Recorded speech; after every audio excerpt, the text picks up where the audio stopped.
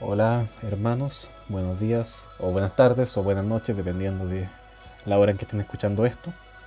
Espero que lo puedan escuchar sin problemas y que pueda ser de edificación para su vida. Así que vamos a seguir ya este el séptimo estudio de esto que llamamos Iglesia Centrada. Bueno, que Timothy Keller llama Iglesia Centrada. Ese libro sí se llama. Y un libro larguísimo, ya eso nos hemos dado cuenta. Pero es de una bendición tremenda.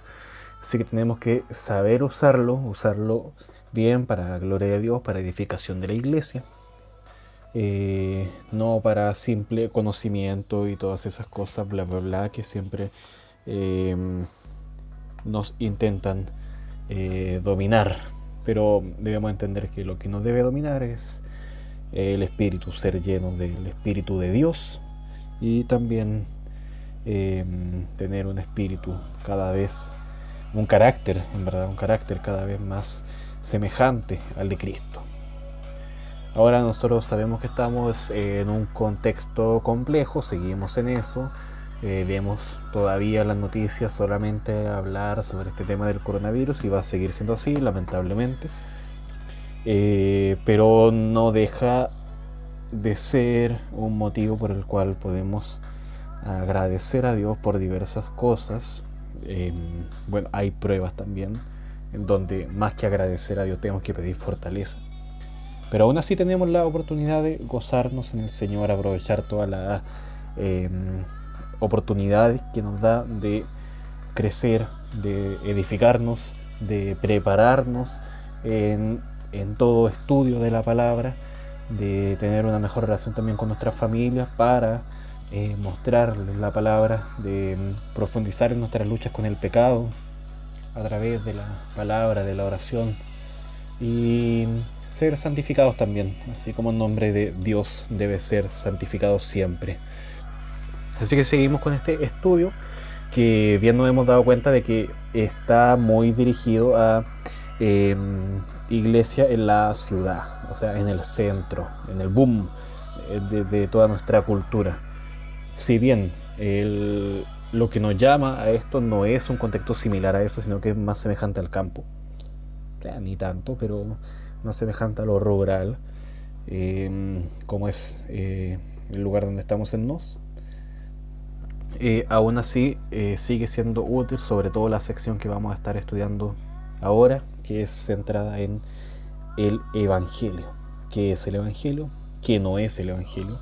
Nos vamos a detener bastante en eso, en el Evangelio que va a ser, y de hecho es y debe ser el tema fundamental para la plantación de iglesias. Bueno, recordando también, entre otras cosas, lo que es la tarea que le he estado pidiendo, que básicamente es que ustedes me describan qué es el Evangelio y además de esto, cómo es Nos, cómo es su contexto, cómo lo podrían describir ustedes. Eh, Esto es muy importante porque así podremos presentarnos a nosotros mismos, en verdad, una definición en conjunto de qué es lo que nosotros, como iglesia, como equipo, allá en Nos, creemos que es el Evangelio y cómo también podemos intentar ya comenzar a aplicar esto al lugar donde estamos yendo. Si bien no estamos yendo allá. No quita, insisto, que nos sigamos preparando para eso. Bueno, el estudio que estábamos haciendo había quedado en el punto 3, en una sección donde decía que el Evangelio no lo es todo. Déjenme confirmar que en verdad decía eso. Bueno, el Evangelio es... Sí, el Evangelio no lo es todo. Ese es el capítulo 1, donde había un punto 1 que el Evangelio es buena noticia, no buen consejo. Luego un punto 2 donde dice el Evangelio es la buena noticia de que hemos sido rescatados o salvados. Y ahora vamos a leer el punto 3, que dice el Evangelio es noticias de lo que Jesucristo ha hecho para restablecer nuestra relación con Dios. Excelente. Bien, así que vamos a orar para comenzar. Dios nuestro, Padre Santo, te rogamos, Señor, que tú guíes todo lo que vamos a hablar ahora. Los hermanos que vayan a escuchar esto también, que puedan ser edificados en gran manera, que tú, Padre, me uses, que yo calle, seas tú hablando. Y gracias, Padre, por este siervo que ha hecho este material también para que podamos también ser instruidos en este tema, que es nuestro hermano Timothy Keller. Gracias, Padre, por él. Te pido también que lo bendigas y que nos libres, Padre, de cualquier mal. En el nombre de Jesús. Amén. Volvemos a la música. No sé si está muy alta y yo después me voy a dar cuenta con el video, pero por mientras yo creo que está bien así. Bueno, lo primero que dice el texto, acuérdate, te voy a recordar nuevamente el título: el Evangelio en noticias de lo que Jesucristo ha hecho. Insisto, lo que Jesucristo ha hecho, él Jesucristo ha hecho para restablecer nuestra relación con Dios. O sea, había una relación que se había roto, ahora es restablecida gracias a algo que hizo Jesucristo. Bien, el texto comienza diciendo esto: convertirse en cristiano tiene que ver con un cambio de estado. Por eso la palabra conversión, ¿ya? En la primera carta, primera de Juan 3:14, acá hay un énfasis que agrega Timothy Keller. Ahí dice énfasis agregado del autor. Se afirma que hemos pasado de la muerte a la vida, no que estamos pasando de la muerte a la vida. O sea, por si no te quedó claro, no lo entendiste, hemos pasado, ya pasó, está en un tiempo pasado, ya fue, ya pasamos de muerte a vida. No estamos pasando, no estamos en un proceso. Ahora voy a leer el texto de primera de Juan 3:14. Dice así: nosotros sabemos que hemos pasado de muerte a vida en que amamos a los hermanos. El que no ama a su hermano permanece en muerte.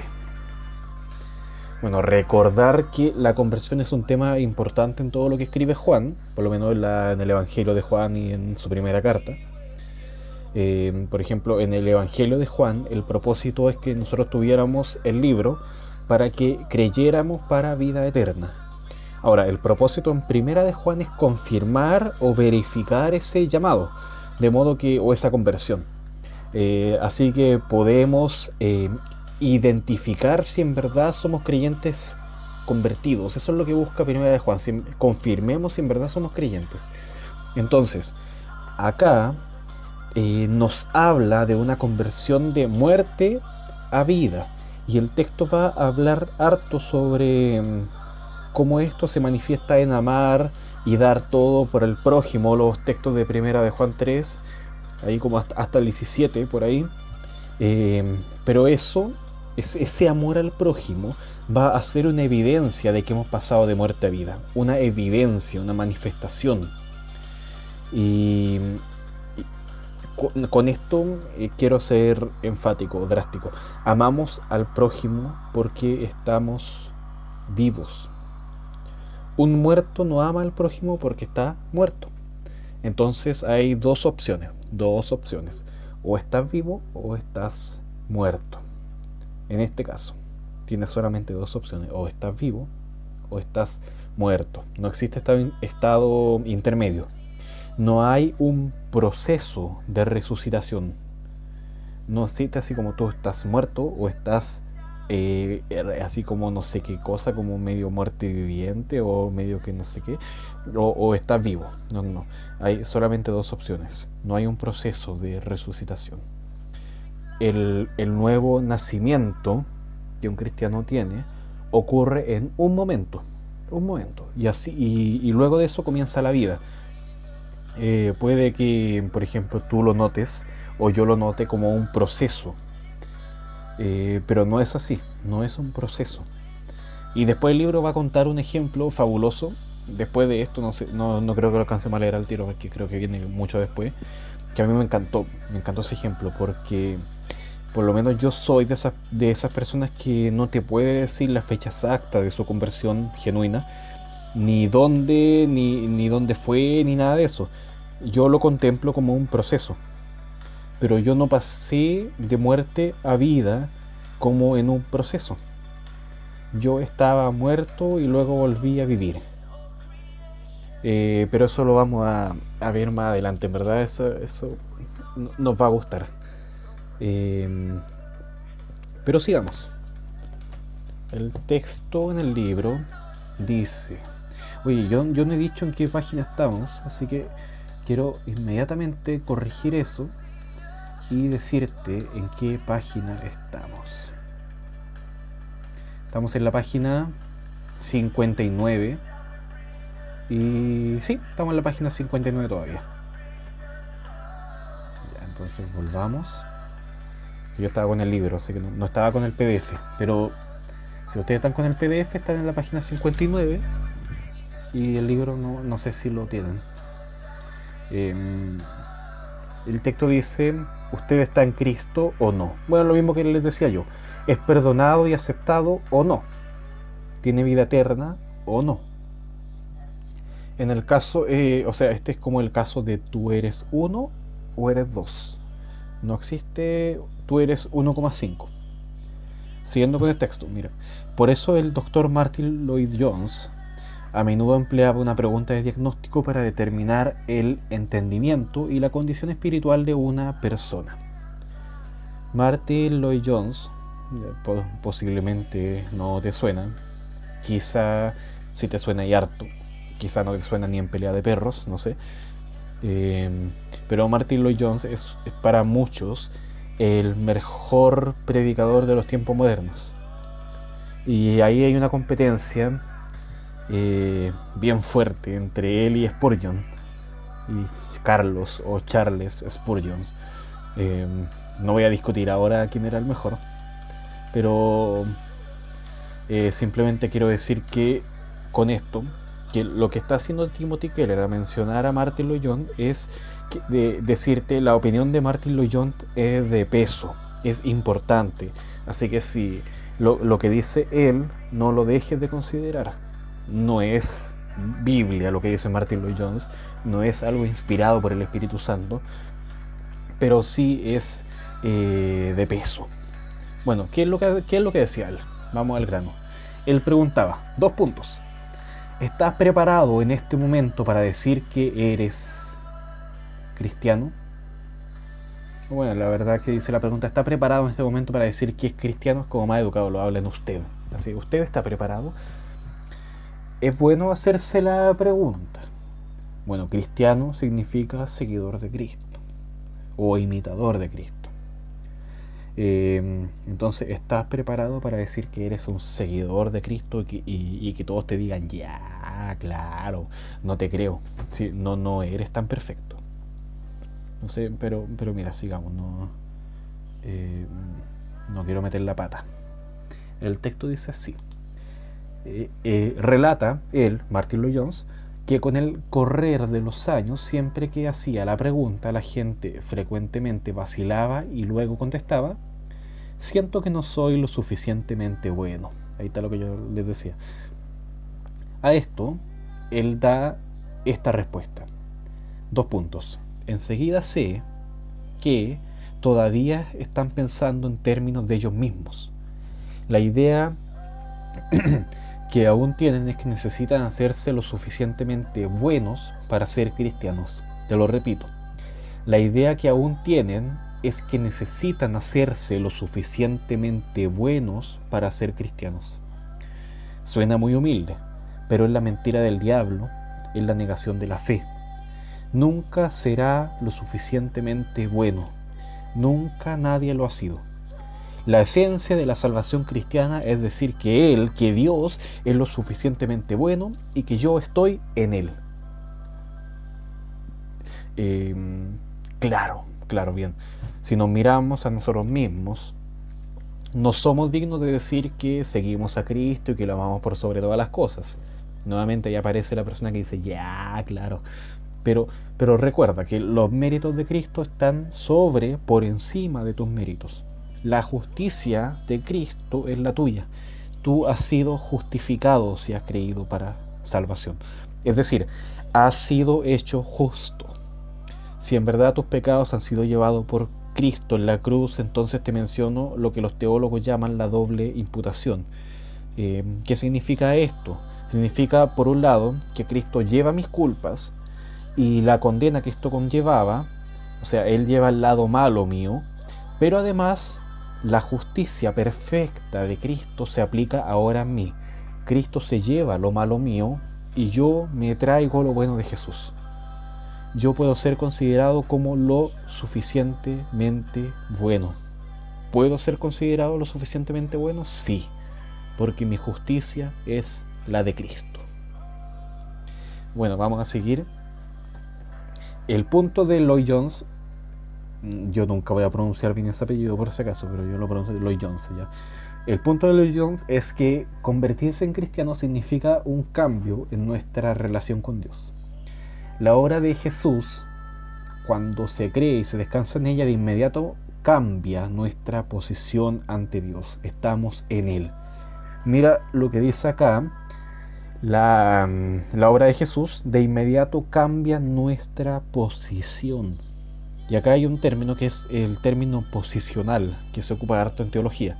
Quiero aclararte de qué se trata esto. O sea, no va a ser una definición muy digna, pero básicamente para que se entienda.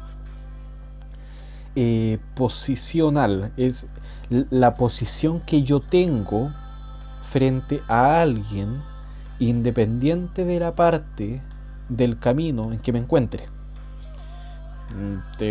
Quizás no entendiste nada, pero voy a ser... yo soy salvo, por ejemplo, pero aún esa salvación no se concreta en la eternidad. O sea, aún no estoy en la eternidad en el cielo junto a Dios Padre, pero ya soy salvo. Soy salvo ante Dios. Otro ejemplo, yo soy perfecto. No sé si tú sabías eso, pero yo soy perfecto. Pero aún estoy en un camino de perfeccionamiento. Desde mi punto de vista, o desde el punto de vista de los demás, yo estoy en un proceso de perfeccionamiento. Todavía no soy perfecto, pero ante Dios soy perfecto. En resumen, estamos en Él. Y ahí está la idea que dice que estamos en Él. Nuestra posición es de justificados en Cristo. Esa es nuestra posición, independiente de nuestra inmadurez o independiente de nuestra lucha con el pecado, estamos en Cristo. Siguiendo con la lectura, desde que leyera el famoso ensayo de J.I. Packer, como introducción a Death of Death in the Death of Christ, muerte de la muerte en la muerte de Cristo, ya, tremendo título, de John Owen, me encantó. Acá está hablando de una frase que dice Packer en relación a Owen, que dice Packer: Dios salva pecadores, como un buen resumen del Evangelio. Bueno, ¿quién es Packer o Packer? J.I. Packer es un teólogo, un estudiante de las doctrinas de Dios, muy importante, sobre todo lo que es la teología propia, el estudio de la persona de Dios. ¿Quién es Dios? ¿Cómo es Dios? ¿Qué hace Dios? Sus atributos, todo eso. Por ejemplo, hay libros como Hacia el conocimiento de Dios, que son bien conocidos. De hecho, en la escuela dominical lo estudiábamos con el pastor hace un tiempo, antes del verano, y tomábamos este libro de Hacia el conocimiento de Dios de Packer. John Owen, que es el más viejo acá, este es como del siglo XVII, era un teólogo también, pero de la época de los puritanos, allá por el 1600 y algo. Y Packer, entonces, ¿qué es lo que hace? Comenta a Owen y dice que el Evangelio se resume en esta frase: Dios salva pecadores. Y lo que viene a continuación, ojo, pero mucha atención acá, es un desglose de la frase Dios salva pecadores, explicado palabra por palabra, algo que yo lo enmarcaría, lo encontré maravilloso, muy bueno. Te lo voy a leer lento, porque de cada palabra de esto podríamos escribir un libro. O sea, de esta pura frase Dios salva pecadores podríamos no solamente hacer un libro, sino que llenar una biblioteca. Dice así: Dios, el trino Jehová, Padre, Hijo y Espíritu, tres personas que trabajan unidas con sabiduría soberana, poder y amor para lograr la salvación de un pueblo escogido. El Padre que elige, el Hijo que cumple la voluntad del Padre al redimir, el Espíritu que ejecuta el proceso del Padre y del Hijo al renovar. Salva, esta es la segunda palabra, salva, hace todo, de principio a fin, lo necesario para llevar al hombre de la muerte en el pecado a la vida en gloria. Planifica, lleva a cabo y comunica la redención, llama y sostiene, justifica, santifica, glorifica. Por último, pecadores, hombres tal como Dios los encuentra, culpables, viles, desvalidos, imposibilitados, incapaces de levantar un dedo para cumplir la voluntad de Dios ni mejorar su parte espiritual. Es eso que está al final. Incapaces de levantar un dedo para cumplir la voluntad de Dios ni mejorar su parte espiritual. O sea, el pecador no es capaz de hacer nada. Eso de lo que te está hablando, que es uno de estos 5 puntos de lo que conocemos como las doctrinas de la gracia, o los 5 puntos del calvinismo, donde está la depravación total, esta inmoralidad radical que tiene el ser humano. Entonces, yo esta frase, insisto, la destaco, te la leo lento, te la leería de nuevo ahora. Pero bueno, pasemos a la siguiente sección. Ahora ya terminamos este capítulo, o sea, no es el capítulo en verdad, es la sección que se dividía en 3 puntos. Y vamos a pasar a una sección más grande, que se llama El Evangelio no es resultado del Evangelio. Ya, primero habíamos visto que, no quiero equivocarme acá, primero habíamos visto que, bueno, estábamos en el Evangelio no lo es todo, ¿sí? El Evangelio no lo es todo, y ahora vemos que el Evangelio no es resultado del Evangelio. Bueno, para que la frase se entienda más, porque yo igual la encuentro un poco confusa, la voy a reescribir de la siguiente manera. El hecho de que Dios salve pecadores, acuérdate, el Evangelio lo podemos traducir así como diría Owen, Dios salva pecadores. El hecho de que Dios salve pecadores no es el resultado de lo que yo hice para ser salvado. Mira lo que dice el texto después, dice, el Evangelio no se trata de algo que hacemos, sino de lo que ha sido hecho por nosotros. Con todo y eso, el Evangelio produce toda una nueva forma de vida. Esta gracia y las buenas obras que resultan deben distinguirse y conectarse. En la obra de Dios está siempre presente la gracia y están siempre presentes también las buenas obras. Acá vemos uno de los mayores problemas de las personas al momento que se les predica el Evangelio. Le decimos, por ejemplo, a un católico que la predicación es, o sea, que la salvación es por gracia, y nos dice que sí. O sea, claro, la Biblia nos dice, el católico nos dice amén, bien. Pero luego la pregunta, o sea, le preguntamos a él si es salvo, y nos dice, es que depende de mis obras. Y por ejemplo, yo una vez hablé con un monje franciscano que venía de Brasil, y él me hablaba de que la salvación se lograba por 2 vías: la gracia y las obras. La salvación sería entonces el producto de una fórmula de laboratorio: tantas cucharadas de gracia, tantas cucharadas de obras, agrega a todo eso cumplir todos los sacramentos y la extrema unción al final y será salvo. No. La gracia es primero, las obras son después. La gracia es primero, las obras son después. El Evangelio es primero. El texto dice así: el Evangelio, sus resultados y sus implicaciones deben relacionarse entre sí con mucho cuidado, sin confundirse ni separarse. Uno de los dictados de Martín Lutero fue que somos salvos por fe únicamente, pero no por una fe que permanece sola. Su punto radica en que la verdadera creencia evangélica siempre y necesariamente lleva a las buenas obras. Pero la salvación de ninguna manera se alcanza a través de las buenas obras o por razón de ellas. Nosotros cometemos una injusticia con Martín Lutero. Muchos mencionamos que a Lutero no le gustaba el libro de Santiago y él prefería sacarlo del canon bíblico, el canon de las escrituras, los libros que son considerados como inspirados por Dios. Pero eso no siempre fue así. O sea, claro, en un momento puede que Lutero haya pensado así, pero no siempre pensó así. O sea, lo dejamos como en el pensamiento primitivo a Lutero.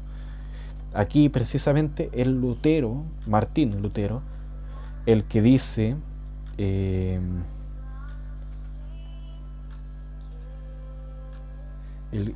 o sea, Martín Lutero habla de la gracia, la misma gracia de la que habla Efesios, y también de las obras de las que habla Santiago, habla cómo se complementan. Él dice lo siguiente: la fe y las obras nunca deben confundirse la una con la otra, ni tampoco pueden separarse. Entonces te cita una serie de textos, que son estos dos que se debaten harto.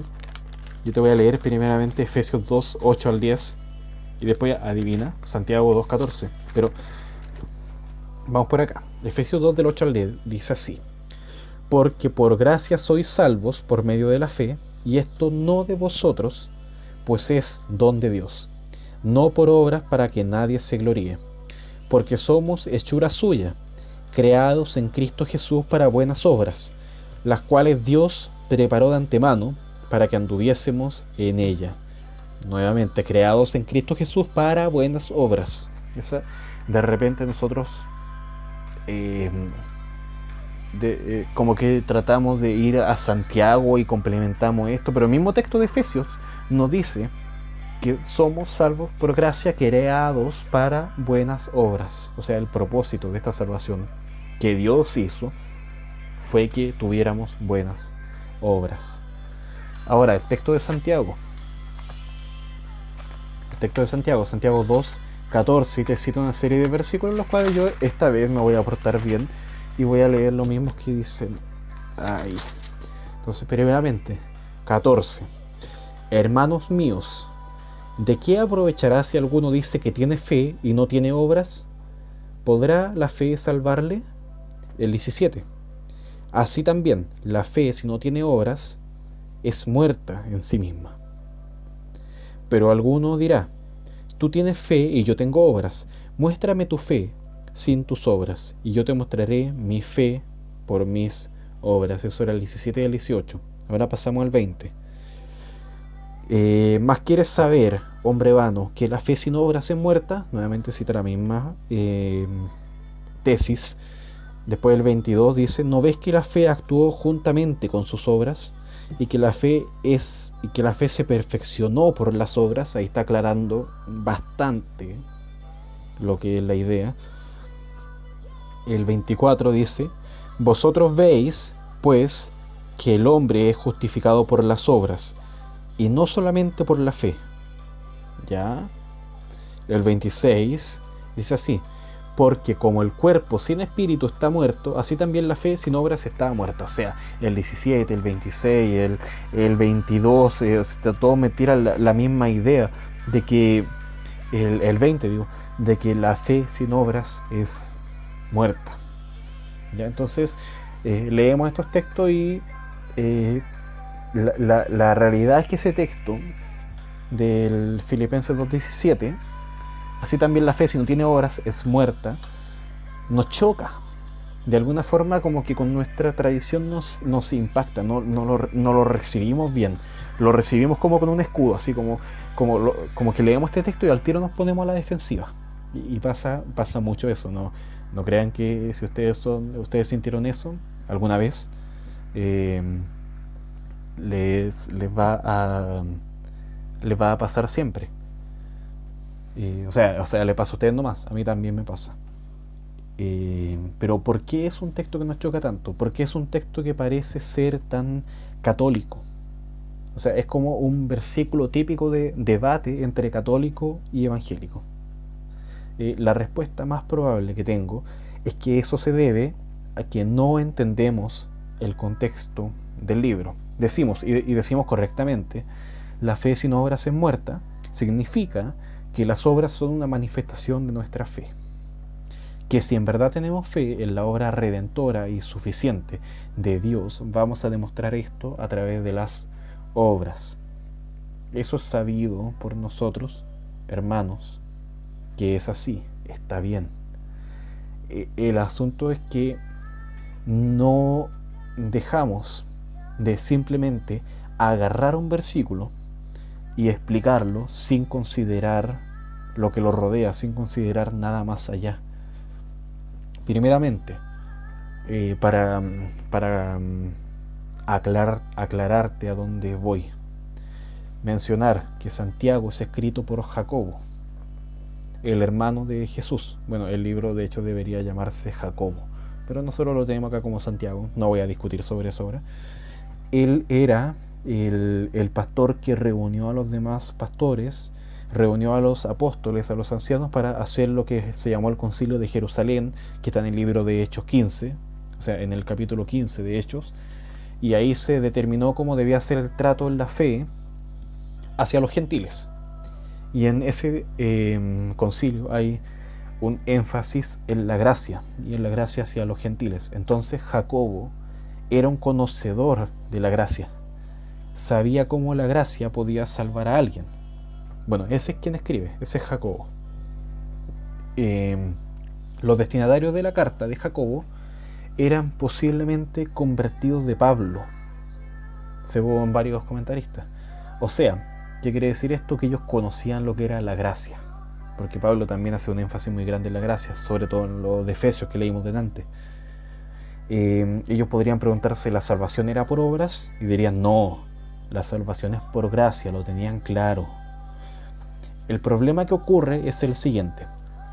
En el tiempo que se escribe Santiago, había un gran grupo de judíos que no podían tener acceso al lugar de los sacrificios, que ellos lo consideraban como necesario. Entonces, ¿qué hacían ellos? Ellos iban a la sinagoga los días sábados. Y había algunos rabinos, maestros judíos, maestros de la ley, que decían que escuchar la ley y que la expliquen, escuchar la ley y que esta fuera explicada, era equivalente a un sacrificio. Ellos no podían ir al templo, así que su religión era ir al sábado a la sinagoga. Ellos oían la ley, ellos oían la explicación de la ley, y eso era todo lo que necesitaban. Nuevamente, el asunto es que muchos judíos se convirtieron a Cristo y llevaron esta idea a la iglesia. Ellos decían, ahora, siendo ya, entre comillas, cristianos, decían lo siguiente: escuchar los sermones era suficiente. De ahí que diga, en la misma carta se dice esto de no ser solo oidores de la palabra, sino que también hacedores. Entonces, había un grupo de personas en la iglesia que creía que uno podría ser salvo por la gracia, por medio de la fe, y que una vez después de eso, lo único que debías hacer era escuchar la palabra de Dios, y no era necesario nada más. Una fe así no es agradable ante Dios. O sea, no podría ser una fe como de acuerdo a lo que dice Romanos 12:1, como un sacrificio vivo, santo y agradable, que es nuestro culto racional. No sería una fe así, no sería, porque mi sacrificio estaría solamente en escuchar la palabra, no en entregarme completamente a Dios. Una fe así no es agradable, una fe así no sirve, una fe así es muerta. Y de ahí el texto de Santiago 2:17 y todo lo que conlleva eso. Entonces la discusión no era sobre si la salvación era por gracia o era por muchas obras que yo debía acumular, yo debía hacer para finalmente ser salvo.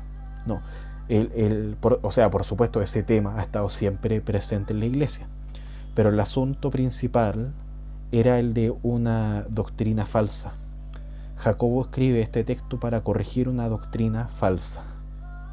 Y de ahí que él escriba esto de la fe sin obras es muerta, para corregir esta doctrina falsa que te decía que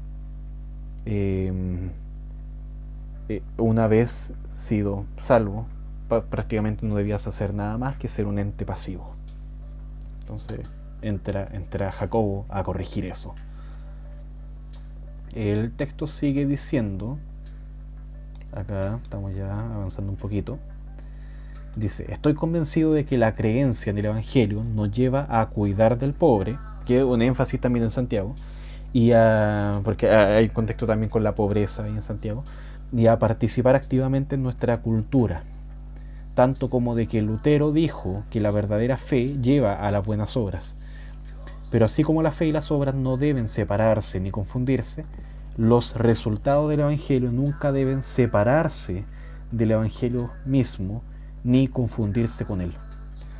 A menudo he escuchado a personas predicar de esta manera: la buena noticia nos dicen que Dios está sanando y sanará al pueblo de todas sus heridas. Por lo tanto, la obra del Evangelio es trabajar para que haya justicia y paz en el mundo. El peligro de esta manera de pensar no está en que las afirmaciones sean falsas, o sea, no lo son, sino que confunde los efectos con las causas. ¿Cuál es la causa? Yo he sido salvado. ¿Cuál es el efecto? Tengo buenas obras. Así de simple. Bueno, esto pasa harto y la historia se va a repetir bastante. Por eso siempre hay, y históricamente en la iglesia ha habido una discusión sobre la gracia. De hecho, la reforma de este mismo mencionado harto Martín Lutero es referente principalmente a la inspiración de la escritura, ¿sí? Pero también a la gracia, que había un tema ahí, y ese tema fue el que ocasionó la mayoría de los problemas después, porque ahí estaba lo que Lutero quería atacar. En resumen, es un asunto, la gracia y el Evangelio es un asunto que debe ser bien tratado, cuidadosamente tratado, con pasión, en verdad. Y no podemos dejar de conocer, de estudiar, de profundizar en el Evangelio y entender que el Evangelio, la obra de Dios, es lo que da vida y lo que nos mantiene con vida y lo que nos va a mantener siempre creciendo en la fe. Bueno, yo lo voy a dejar hasta acá. Vamos a hacer un stop y vamos a seguir ya más adelante. Muchos se habrán quizás dado cuenta de que no hubo una grabación para la semana pasada, ¿sí? Ahí me tomé un pequeño break también para que muchos se pusieran al día y bueno, ahora viene el estudio sí que sí, así que igual no es tan largo, no es tan, tampoco requiere tanto tiempo, más o menos van a ser unos 40 minutos, pero espero que también sea de provecho y que, bueno, cuando nos juntemos yo también podamos discutir bastante algunas cosas de este libro, que me encantaría hacer eso. Bien, así que dejarlo hasta acá, pedirle nuevamente la tarea, así que ustedes ya saben de qué se trata eso, pero bueno, ahí cuando el Señor lo diga.